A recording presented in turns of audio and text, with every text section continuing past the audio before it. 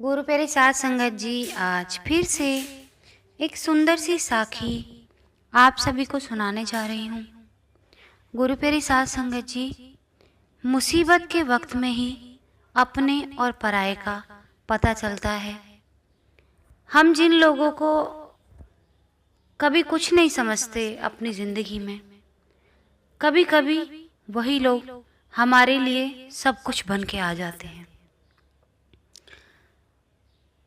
कई बार कुछ लोग अपनों की पहचान ही नहीं कर पाते, लेकिन जब दुख की घड़ी आती है तो सही मायने में उनको पता चल जाता है कि उनका अपना कौन है और पराया कौन। तो आइए गुरु प्यारे साथ संगत जी, सुनते हैं आज की ये सुंदर सी साखी। ये कहानी है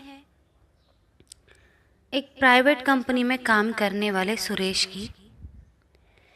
हमेशा की तरह कंपनी में काम कर रहा था।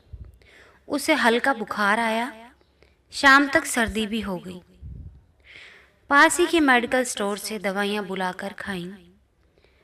3-4 दिन थोड़ा ठीक रहा वो।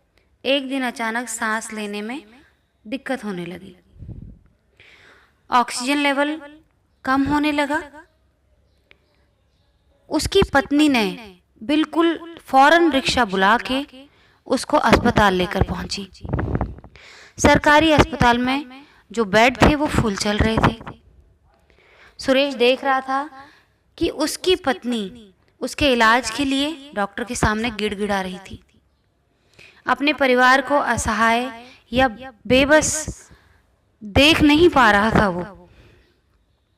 उसकी तकलीफ बढ़ती जा रही थी। उसकी पत्नी फिर भी उसको हौसला दे रही थी, कह रही थी कुछ नहीं होगा आपको, हिम्मत रखो। ये वही औरत थी जिसको हमेशा सुरेश कहता था कि तुम तो बेवकूफ़ औरत हो, तुम्हें पता ही क्या दुनिया के बारे में, दुनिया में चल क्या रहा है। गुरु प्यारी साथ संगत जी, उसने एक प्राइवेट अस्पताल में लड़ झगड़ कर अपने पति को यानी सुरेश को भर्ती करवाया। फिर अपने भाई यानी कि सुरेश के साले को फ़ोन लगाकर सारी बातें बताईं। सुरेश के साले की उम्र लगभग 20 साल होगी, जो उसकी नज़र में आवारा और निठल्ला था। सुरेश उसको भी आवारा और निठल्ला समझता था और कभी भी अपने साले को घर नहीं आने देता था अपनी मौजूदगी में। वो जब भी मिलने आता उसकी गैर हाजिरी में सुरेश की पत्नी से मिलने आता। जो उसकी पत्नी का देवर यानी कि सुरेश का जो छोटा भाई था, उसको फ़ोन लगाकर उसकी पत्नी ने बुलाया, जो कि उससे 1 साल छोटा था। सुरेश से बेरोजगार था और उसको कहता था काम का ना काज का, दुश्मन अनाज का। दोनों घबराते हुए अस्पताल पहुंचे, यानी कि सुरेश का साला और सुरेश का भाई। दोनों की आंखों में आंसू थे। दोनों कह रहे थे कि आप घबराना मत, हम आपको कुछ नहीं होने देंगे। डॉक्टर साहब कह रहे थे कि हम 3-4 घंटे ही ऑक्सीजन दे पाएंगे, फिर आपको ही ऑक्सीजन की सिलेंडर की व्यवस्था करनी होगी। सुरेश की पत्नी बोली, डॉक्टर साहब ये सब हम कहाँ से ला पाएंगे। तभी सुरेश का भाई और साला बोले, हम लाएंगे सिलेंडर, आप इलाज शुरू कीजिए। दोनों वहां से रवाना हो गए। सुरेश पर बेहोशी छाने लगी और जब होश आया तो सुरेश के पास ऑक्सीजन सिलेंडर रखा हुआ था। सुरेश ने अपनी पत्नी से पूछा, कहाँ से आया? उसने कहा, तुम्हारा भाई और मेरा भाई दोनों लेकर आए हैं। सुरेश ने पूछा कि उसने कहा, ये तो वो ही जाने। अचानक मेरा यानी कि सुरेश का ध्यान पत्नी की खाली कलाइयों पर गया। सुरेश ने कहा, तुम्हारे कंगन कहाँ गए? कितने साल से लड़ रही थी कंगन दिलवाओ, और अब तुमने कंगन बेच दिए। अभी पिछले महीने की शादी की सालगिरह पर ही तो दिलवाए थे, तुम्हें बोनस मिला था उसी से तो दिलवाए थे। सुरेश की पत्नी बोली, आप चुपचाप सो जाओ, कंगन कहीं नहीं गए, मेरे कंगन यहीं हैं। सुरेश को उसने दवाइयाँ दी, वो आराम करने लगा। जैसे उसको नींद आ गई, जैसे जैसे उसकी नींद खुली, वो क्या देखता है कि उसकी पत्नी कई किलो वजनी सिलेंडर को उठाकर लेकर जा रही थी। जो थोड़ा सा भी वजन उठाने से कतराती थी और मुझे हमेशा आवाज़ दिया करती थी, यानी सुरेश को हमेशा आवाज़ दिया करती थी। आज कैसे इतना वजनी सिलेंडर तीसरी मंजिल से नीचे ले जा रही थी, नीचे से भरा हुआ सिलेंडर ऊपर ला रही थी। तो फिर सुरेश को गुस्सा आया कि मेरा साला और भाई कहाँ पर है, ये दोनों कहाँ मर गए। ये होते तो मेरी पत्नी को सिलेंडर लेकर जाना ही नहीं पड़ता। फिर उसने सोचा कि जब आएंगे तो फटकारूंगा। फिर पड़ोस के बेड पर एक सज्जन भर्ती थे, उनसे बातें करके लगा कि ये अच्छा अस्पताल है। मैंने उससे कहा, यानी कि सुरेश ने उस पड़ोस के बेड वाले आदमी से कहा कि अस्पताल तो अच्छा है, नीचे ही सिलेंडर आसानी से मिल रहे हैं। तो उन सज्जन ने कहा कि क्या खाक अच्छा अस्पताल है ये, यहाँ से 40 किलोमीटर दूर बड़े शहर में 7-8 घंटे लाइन में लगने के बाद बड़ी मुश्किल से एक सिलेंडर मिल पा रहा है। आज ही अस्पताल में ऑक्सीजन की कमी से 17 मौतें हुई। सुरेश सुनकर घबरा गया और सोचने लगा कि शायद मेरे साला और भाई भी ऐसे ही सिलेंडर ला रहे होंगे। पहली बार दोनों के प्रति सम्मान का भाव जागा। इससे पहले वो कुछ सोचता, उसकी पत्नी बड़ा सा खाने का टिफिन लेकर आती दिखी। आकर बोली, उठो खाना खा लो। उसने मुझे खाना दे दिया, यानी सुरेश को खाना दे दिया। एक और खाते ही उसने कहा, ये तो माँ के हाथ का बनाया है। उसने कहा, हाँ माँ ने ही बनाया है। सुरेश ने कहा, माँ कब आई, गांव से वो लौटी कब? उसने कहा कि कल रात को वो आई थी। तो सुरेश ने कहा, अरे वो आ कैसे गई, अकेले तो वो कभी घर से बाहर ही नहीं आई, शहर तक आई कैसे? तो सुरेश की पत्नी बोली, बस से उतरकर ऑटो वाले को घर का पता जो एक पर्चे में लिखा था वो दिखाकर घर पहुंच गई। मेरी माँ शायद बाबूजी के स्वर्गवास के बाद पहली बार ही अकेले सफर किया होगा उसने, वो अपनी पत्नी को कह रहा था। और बहुत ज़माना हो गया कि वो अब शहर आई है। मेरा उससे झगड़ा चल रहा था बाबूजी के स्वर्गवास के बाद।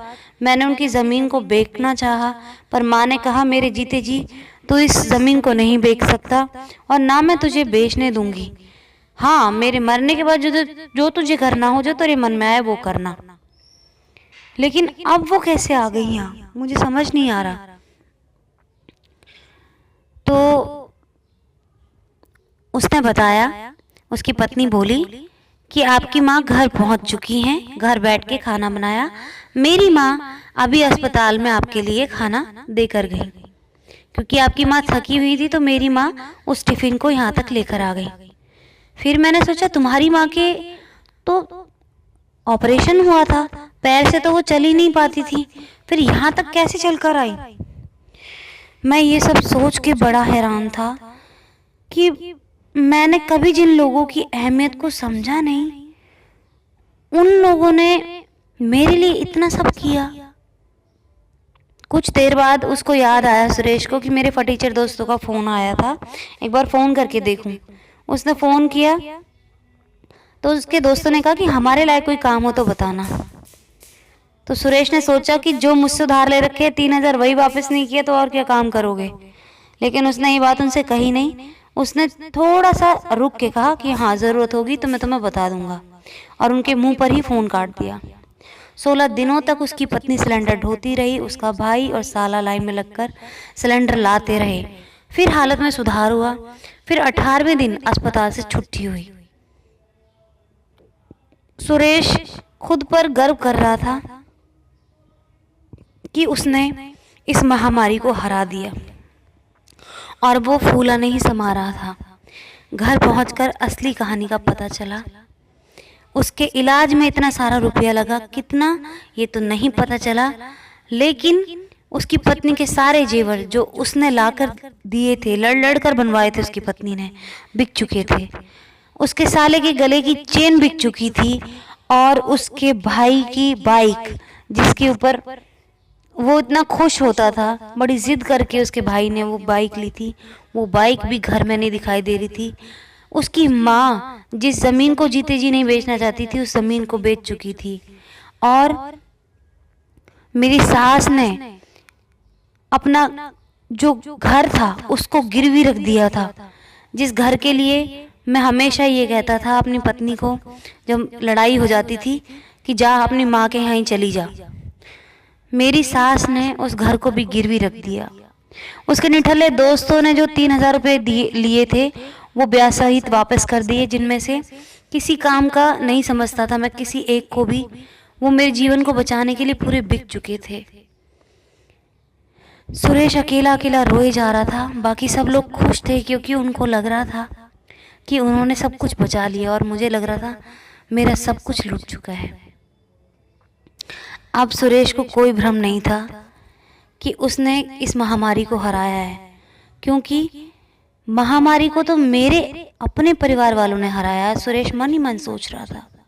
सब कुछ बिकने के बाद भी उसको लग रहा था कि आज दुनिया में उससे अमीर कोई नहीं है। सच, महामारी ने उसको बहुत कुछ सिखा दिया।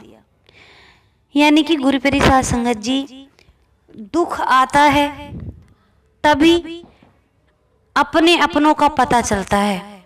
सुख में तो कोई भी अपना बनने को तैयार हो जाता है, कोई भी बेगाना भी अपना बनने को तैयार हो जाता है।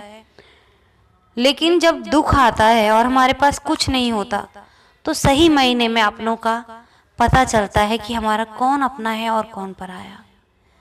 तो गुरु प्यारी साध संगत जी, जो लोग हमारी कद्र करते हैं उनकी इज्जत करें, उनको पहचानें, कभी भी उनको नीचा ना दिखाएं, क्योंकि वो बिना उफ किए आपकी ज़िंदगी को संवारे चले जाते हैं, अपने अस्तित्व तक को मिटा देते हैं।